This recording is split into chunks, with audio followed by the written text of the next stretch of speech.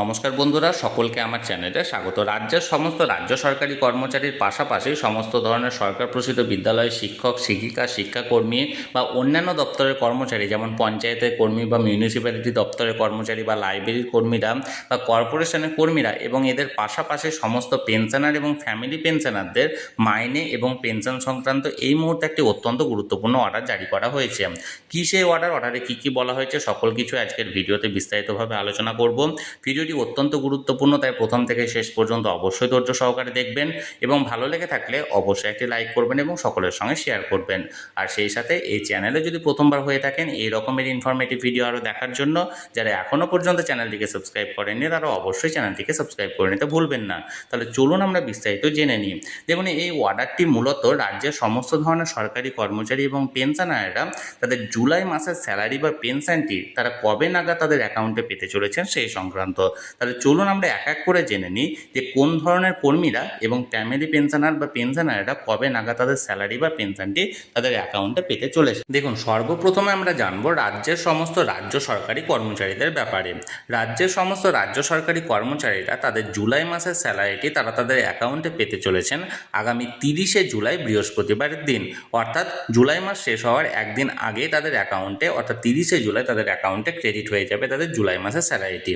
এবার রাজ্যের যে সমস্ত সরকার প্রসূত বিদ্যালয়ের শিক্ষক, শিক্ষিকা বা শিক্ষাকর্মীরা আছেন তারা তাদের জুলাই মাসের স্যালারিটা পেতে চলেছেন ঠিক তার একদিন পর, অর্থাৎ জুলাই মাসের শেষের দিন, অর্থাৎ 31শে জুলাই শুক্রবারের দিন।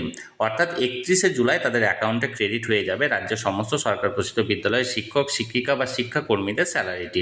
এবার রাজ্যের যে সমস্ত অন্যান্য গ্র্যান্টিনেট সংস্থার ডিপার্টমেন্টের কর্মচারীরা আছেন, যেমন ধরুন পঞ্চায়েতের স্টাফ বা মিউনিসিপ্যালিটি দপ্তরের কর্মচারী বা কর্পোরেশনের কর্মী বা লাইব্রেরির কর্মচারীরা তারা তাদের জুলাই মাসের স্যালারিটি তাদের অ্যাকাউন্টে পেয়ে যাবেন ঠিক ওই একই দিনে, অর্থাৎ 31শে জুলাই শুক্রবারের দিন। এবার রাজ্যের যে সমস্ত পেনশনার বা ফ্যামিলি পেনশনাররা আছেন তারা তাদের জুলাই মাসের পেনশনটি তারা তাদের অ্যাকাউন্টে পেতে চলেছেন আগামী 1 আগস্ট শনিবারের দিন, অর্থাৎ আগস্ট মাসের 1 তারিখে তাদের অ্যাকাউন্টে ক্রেডিট হয়ে যাবে তাদের জুলাই মাসের পেনশনটি। এবার রাজ্যের যে সমস্ত কন্ট্রাকচুয়াল কর্মচারীরা আছেন এর পাশাপাশি যে সমস্ত প্যারা টিচার বা এসএসকে বা এমএসকে বিদ্যালয়ের শিক্ষক, শিক্ষিকারা তারা সকলে তাদের জুলাই মাসের স্যালারিটি তাদের অ্যাকাউন্টে পেতে চলেছেন আগামী 1 আগস্ট শনিবারের দিন। এবার রাজ্যের যে সমস্ত বিভিন্ন মানবিক প্রকল্পের উপভোক্তারা আছেন, যেমন ধরুন অন্নপূর্ণা যোজনার উপভোক্তা বা বিধবা ভাতা বা বার্ধক্য ভাতার উপভোক্তারা আগামী 1 আগস্ট থেকে 5ই আগস্টের মধ্যে তারা নিজেদের অ্যাকাউন্টে পেয়ে যাবেন বিভিন্ন মানবিক প্রকল্পের টাকা। তাহলে বন্ধুরা, এই অর্ডার অনুযায়ী রাজ্যের যে সমস্ত রাজ্য সরকারি কর্মচারীরা আছেন তারা পাচ্ছেন 30শে জুলাই বৃহস্পতিবারের দিন স্যালারি। রাজ্যের যে সমস্ত সরকার প্রসূত বিদ্যালয়ের শিক্ষক, শিক্ষিকা বা শিক্ষাকর্মী এবং অন্যান্য সমস্ত গ্র্যান্টিন এড সংস্থার কর্মচারীরা তারা পাচ্ছেন 31শে জুলাই শুক্রবারের দিন স্যালারি। যে সমস্ত পেনশনাররা আছেন তারা 1 আগস্ট শনিবারের দিন পেনশন পাচ্ছেন। যে সমস্ত কন্ট্রাকচুয়াল কর্মচারী বা প্যারা টিচার বা এসএসকে বা এমএসকে বিদ্যালয়ের শিক্ষক, শিক্ষিকারা আছেন তারাও পাচ্ছেন 1 আগস্ট শনিবারের দিন স্যালারিটি।